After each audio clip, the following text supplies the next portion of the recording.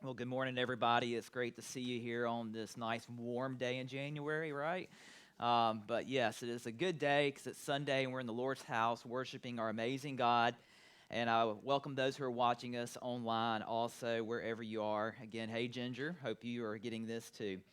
And so for today, our passages was announced this morning will be coming from the Gospel of John, chapter 6, verse 35 through 41. So I invite you to stand as you are able in body or spirit in honor of the reading of the gospel message. And Jesus said to them, I am the bread of life. Whoever comes to me will never be hungry, and whoever believes in me will never be thirsty. But I said to you that you have seen me, and yet do not believe. Everything that the Father gives me will come to me, and anyone who comes to me I will never drive away. For I have come down from heaven, not to do my own will, but the will of him who sent me.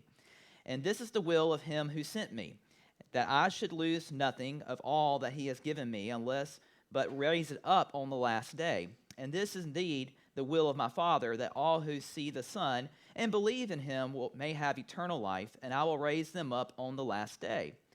And then the Jews began to complain about him because he said, I am the bread that came down from heaven. This is the word of God for the people of God. Thanks be to God. You may be seated. Yeah, this morning I kind of woke up a little bit on the unhappy side because when you wake up and it's already 30 something degrees and it's only going to get colder over the next 48 hours, I kind of feel like the Tin Man. I was a little rusty moving around in my house and getting warmed up. But, this time of the year, we know it's going to happen. You're going to have cold days. It's going to be bitterly cold for a couple of them. And in these moments, I don't know about you, but I tend to kind of go towards those comfort items in my life that will kind of warm my soul and warm me up a little bit to get moving for the day. And there's one particular comfort food and comfort items that I like when it's cold, and that is hot coffee and hot soup. Yes, this is the soup type of weather that you want, right? You think of all those soups that you would like to fix, and you do it when it's 30 degrees so it can warm you up a little bit. But I have a particular kind of soup that's real important to me. I would say 15 years ago, I was working at a school, and at the school that I was working at, we had a secretary who has been in that role for many, many years. Every school's got that, front office secretary that just knows how everything's supposed to be, right? They've been there through multiple principals and multiple staff and multiple kids. And so our secretary there, she had a son that was special needs that would come to work with her. He was an adult son. And I always enjoyed it because after our first class got started, he would come around when the halls were empty. He had a shopping cart, which I don't know where we found that shopping cart. I don't know if we stole it from Kroger or Walmart, whatever, but we had a shopping cart. And he had it stocked full of toilet paper. And his main job was to go around to all the workrooms where the staff restrooms were, and he would make sure we had all of our paper products stocked. And it was always just fun to see him bebopping around the halls. He's always happy, always smiling, greeted you. He would go to the restrooms, check everything, and he'd put one roll of toilet paper in those bathrooms. Well, after 180 days of school, there was a pyramid of toilet paper in the staff bathrooms that he would always nicely make for us.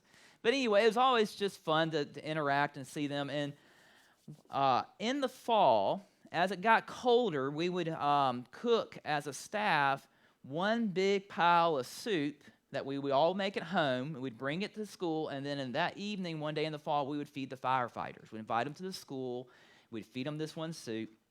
And the soup that we made was a taco soup that the secretary gave all the staff the same recipe on this little piece of paper, and we'd make it every fall. And then we'd compile it in the cafeteria and make one big pot, and everybody's recipe be the same.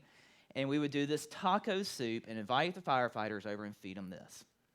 I still have that little slip of paper over 15 years ago in my little recipe box that my wife and I have. And every fall, when it starts to get a little cool, on days that are really cold like today, I would want that taco soup. It had just had so much good memories that were tied to that in that moment in my life. And that soup would just bring some comfort, right? We all have that comfort food in our lives that whenever things get cold or when days seem dark, when things are not good, we tend to go to. And that just gives us a little bit of motivation and energy we need. It's just like I saw online when somebody posted back in the 80s and 90s when you were sick, the thing that you would have that would make you better, even though it probably didn't, but it just brought you comfort, were saltines, a can of chicken noodle soup, Sprite, and The Price is Right on TV, right? And I'm like, yes, that was the sick days when I was at school. I could watch Price is Right and have that. Even though it may not have made you physically better, it just made you feel better. It just gave you that energy and that life that you needed. And so today when we get to this passage, when we hear and see and Jesus is there saying, I am the bread of life, that has so much with it. That has so much with it for us as Christians. And the I am statements, and that's where we're going to be in right now. We're going to be looking at a lot of the I am statements that Jesus said. Because when he says I am and it follows something, or he says I am, what that means is that he is the one that God sent for us. He is the life that we need in this dark world, this cold world. That he is that comfort and that source that we long for and that God knows that we need. And so we're going to be looking at these I am statements. In our faith life, there are times where we need to go and we need to find those moments where God can meet us, right? Because when you're going through your day-to-day, your norms, you can miss him. He's always present. He never leaves us. It is us that tend to wander. It is us that tend to not notice where he is showing up. And so when we look at these I am statements, and when we look at where he says, I am the bread of life, it is a powerful, powerful image. And sometimes we can even miss that, though. And it's hard to understand why. You know, bread was a powerful thing of the past that we take for granted today. Bread was sometimes the only thing that people would be able to have and to eat to give them the nourishment they needed, the calories and the nutrients and all of that. It's so important. That's why it is such a symbol in our faith, because of our ancestors. That was such an important thing for them. Now, like bread, as you go to the grocery store and you can see all kinds of breads, right? All kinds of breads made for certain dietary restrictions and so forth. You have bread that's low carb and high protein and all these things, right? We take it for granted on how easily we can get bread. But for the people of the early church and for our ancestors, it was life or death. Bread was that important. They didn't have food like we have food today. They needed it, and if they didn't have it, they faced the possibility of death. Bread was a life source for them. And so bread is a powerful image that we take for granted. That's why with communion, Christ's body is represented with the bread and embodies his love and grace. His body, which represents life for us that was broken on the cross for our sake. It is necessary for our salvation. Our faith life desperately, desperately needs Jesus. I am. I am. And so we had communion earlier this month. Last week we looked at baptism, the baptism of the Lord, and how you will never thirst with Jesus. And so this passage is a huge, huge way of Jesus Christ saying, you need me. God gave me for you, that the Lord's will, God's will be done through me, and I will never drive anyone away.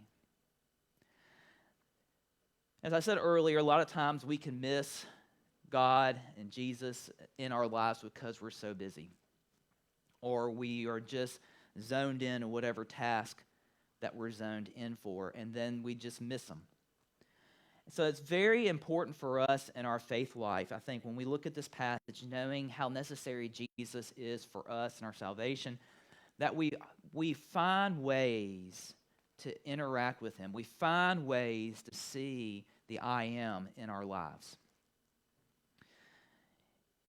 A lot of mornings I wake up, and I say a lot of mornings, I'm not going to say every morning because I'm not perfect, but a lot of mornings I try to wake up early.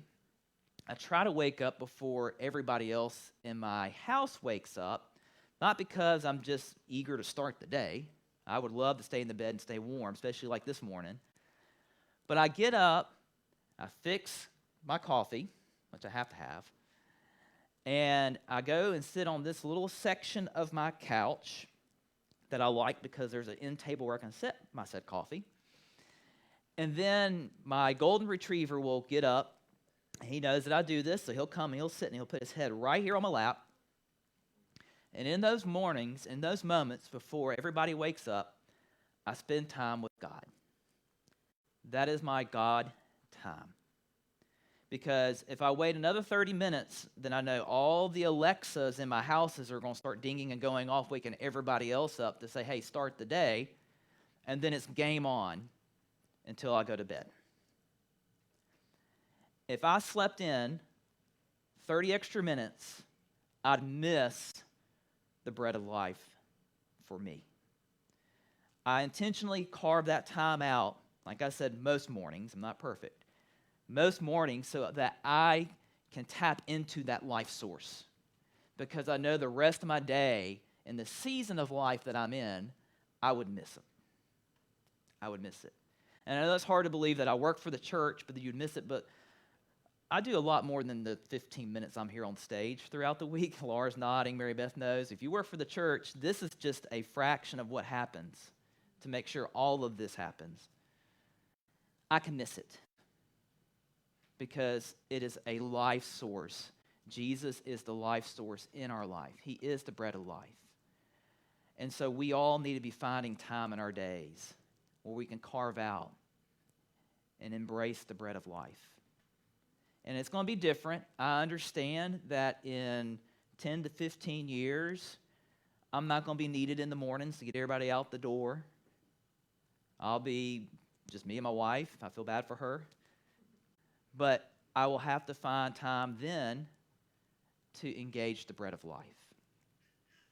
And so I think this powerful image and this powerful statement and understanding the importance and significance of the bread of life, I think we all need to be intentional in making sure that we tap into that we find time to consume the bread of life because it is needed. It is that comfort, it is that life source that we all need, just like that soup on that really, really cold day. And when we go about as the church too, I think it's important as the church that we find time to engage the bread of life, that we fully appreciate what Jesus is and means for us as the church and then for our community in which we live. I always said, if you're a church and you're not making an impact in the community that God has planted you, then what are you doing, right? What are you doing? If the community does not see light in what you are and that you're being the ambassador of Christ, sharing his love and grace, then what are you doing? And so I think as a church, I think it's important for us to make sure that we stay focused on our mission of making disciples, that we also find time to tap into that life source of Jesus Christ. So we have to always remind ourselves as the church, as all the tasks that we do to keep things going, that we also don't forget to tap into the bread of life. Because Jesus nourishes us and feeds us individually, but as the church body. And we need that. And we need to remind the world of that fact as well. That the world cannot find its life and its energy in particular people or particular institutions or governments, but the life source is in Jesus Christ, and his church is here to share that. We have to be that reminder to the world. I love that we have the flower cross on the road. And if you're new to the church, you're in for a treat when we get to Easter. We change our cross on the road from this wooden cross to a beautiful, beautiful flower cross. And we do that to show the world and to remind us that because of Jesus Christ, because of his resurrection, life blooms. Life continues on. That death and Satan do not have the final say-so. Flowers are that beautiful, beautiful symbol that life continues because of Jesus Christ. We have flowers on our altar to show that life continues. These are in honor of people. When we ever have flowers in the sanctuary, they're in honor of people. And some people have passed away. But it is that symbol to us and to the world that, hey, life continues through death because of Jesus Christ. And we need to share that to the world. The world needs to hear that message. The world needs to know that Jesus is the bread of life. And so, church, as we go through this series of I am statements, and these I am statements also, it offended people when they heard it back in the day too. It offended the religious teachers because they didn't understand who Jesus Christ was, but we do. And so when we go out and share to the world that life continues through Jesus, that he is the bread of life, we also need to understand that some people may be offended by that, but we don't need to back down in sharing the good news and living the good news because it is the truth. Jesus is the bread of life. He is our comfort. He nourishes us. And so on these cold, cold days, as we cling to things that give us warmth, may we not forget that Jesus Christ is what we also need to cling to in this cold, dark world because he lives and our hope is in him. And we are in the ambassadors that share that good news. So may we tap into that bread of life to get the energy we need to make disciples. Let us pray.